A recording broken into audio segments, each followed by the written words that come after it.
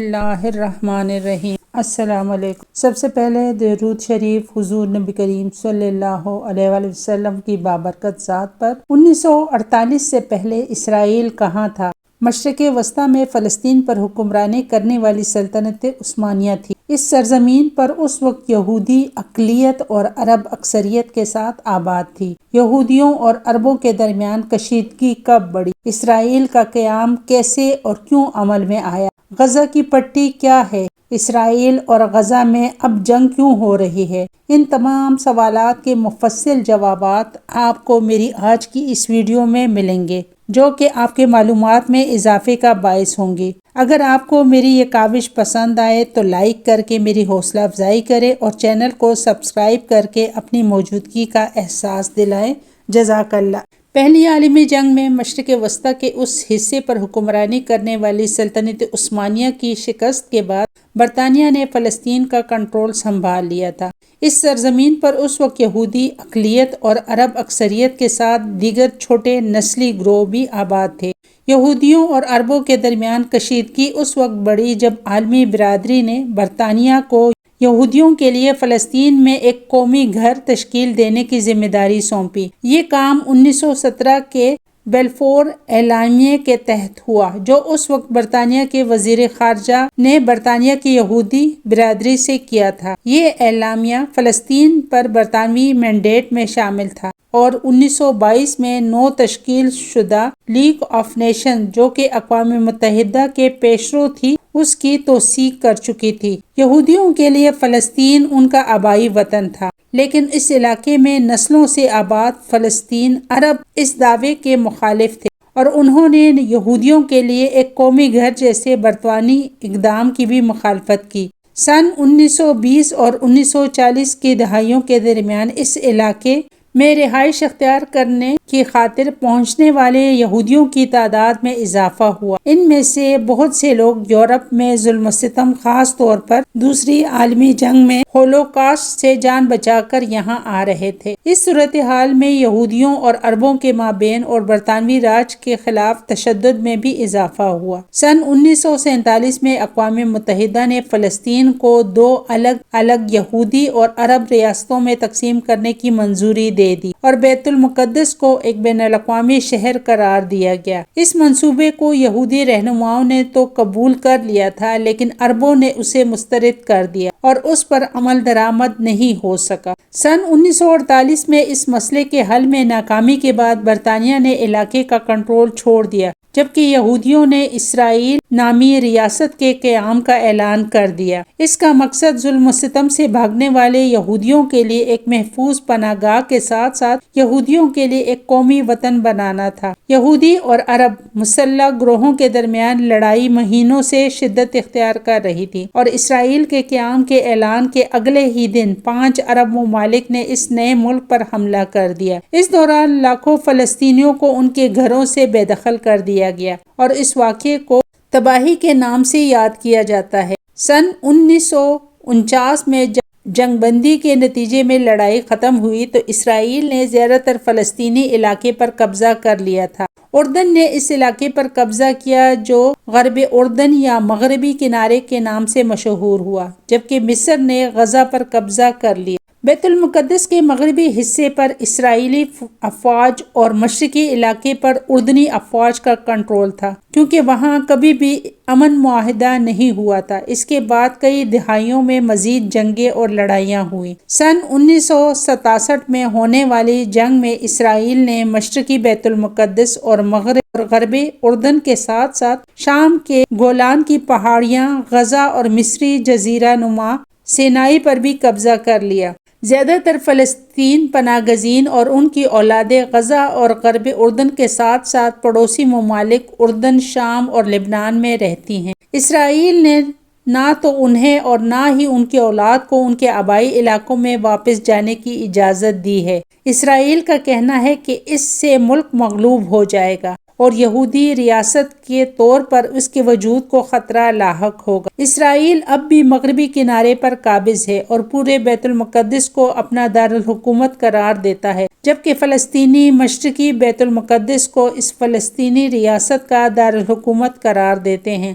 جس کے مستقبل میں قیام کے لیے وہ پر امید ہے۔ امریکہ ان چند ممالک میں سے ایک ہے جنہوں نے بیت المقدس کو اسرائیل کا دارالحکومت تسلیم کر لیا ہے۔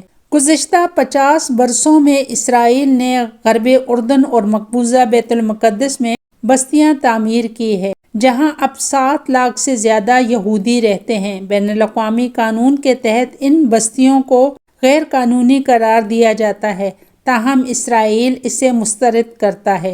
غزہ کی پٹی کیا ہے؟ غزہ زمین کی ایک تنگ پٹی ہے جو اسرائیل اور بحر روم کے درمیان واقع ہے، لیکن جنوب میں اس کی زمینی سرحد مصر سے لگتی ہے۔ صرف 41 کلومیٹر یعنی 25 میل لمبے اور 10 کلومیٹر چوڑے اس علاقے میں 20 لاکھ سے زیادہ افراد آباد ہیں، اور یہ زمین پر سب سے زیادہ گنجان آباد مقامات میں سے ایک ہے۔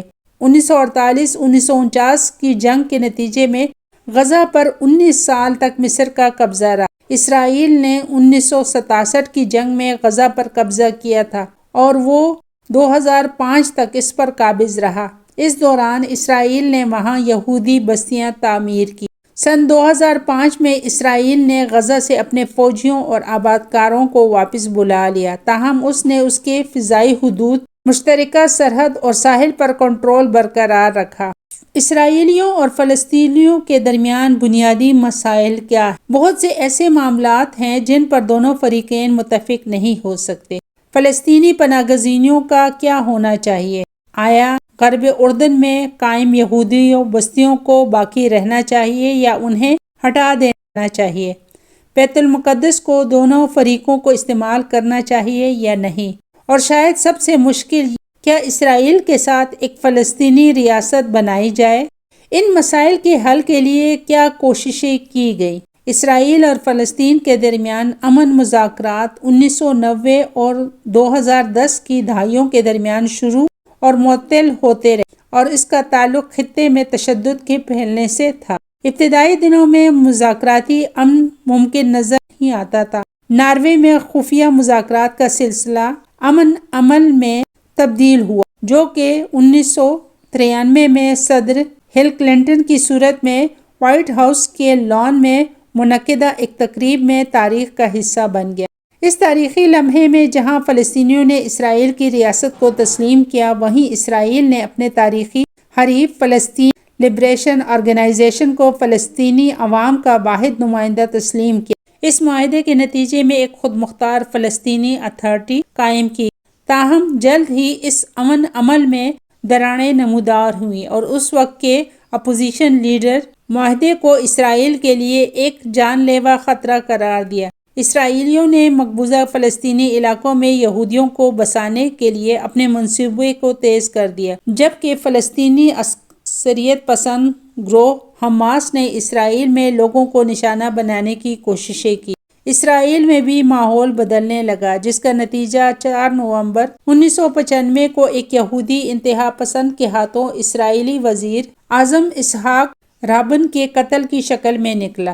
2000 کی دہائی میں امن کے عمل کو بحال کرنے کی کوششیں کی گئی، اور اس دوران 2003 میں جب عالمی طاقتوں نے 2 ریاستی حل کے حتمی مقصد کے ساتھ ایک نقشہ راہ وضع کیا، لیکن اس پر بھی کبھی عمل نہیں ہوا۔ سن 2014 میں واشنگٹن میں اسرائیلیوں اور فلسطینیوں کے درمیان مذاکرات کی ناکامی کے بعد قیام امن کی کوشش رک گئی۔ سے حالیہ امن منصوبے کو، جو امریکہ نے ڈونلڈ ٹرمپ کے دور صدارت میں تیار کیا تھا، اسرائیلی وزیر اعظم صدی کا بہترین معاہدہ کہا، لیکن فلسطینیوں نے اسے یک طرفہ قرار دے کر مسترد کر دیا اور اس پر کبھی کام نہیں ہو سکا۔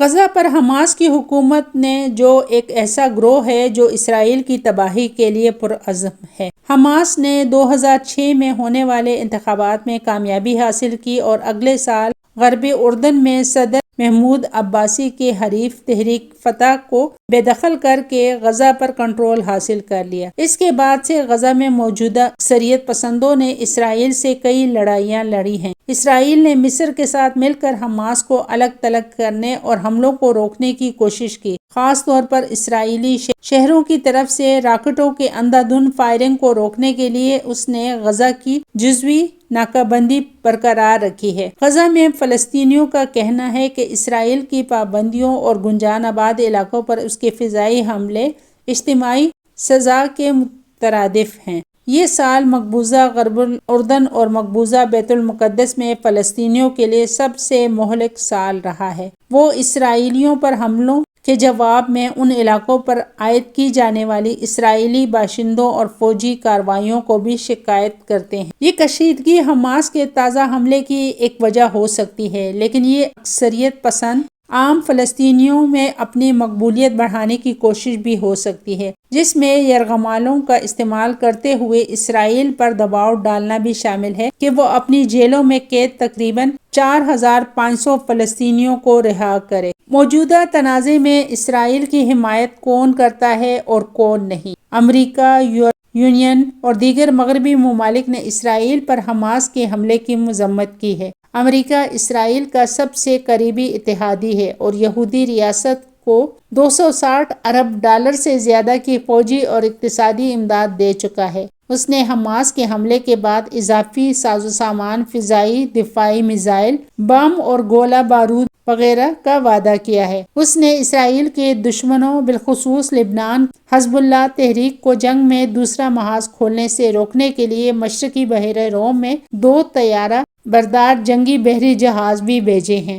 روس اور چین دونوں نے حماس کی مذمت کرنے سے انکار کر دیا ہے اور کہا ہے کہ وہ تنازع میں دونوں فریقوں کے ساتھ رابطے برقرار رکھے ہوئے ہیں۔ روس کے صدر نے مشرقی وسطی میں امن کی عدم موجودگی کا ذمہ دار امریکی پالیسی کو قرار دیا ہے۔ ایران اسرائیل کا سب سے بڑا دشمن، حماس کے ساتھ ساتھ حزب اللہ کا کلیدی حامی ہے، جس کی اکثریت پسند حماس کے حملے کے بعد سے تقریباً روزانہ اسرائیلی افواج کے ساتھ فائرنگ کا تبادلہ کر رہے ہیں۔ ویورز، اس ویڈیو سے آپ کو اندازہ ہو گیا ہوگا کہ فلسطین کو فلسطینیوں سے کون چھیننے کی کوشش کر رہا ہے۔ اللہ حافظ۔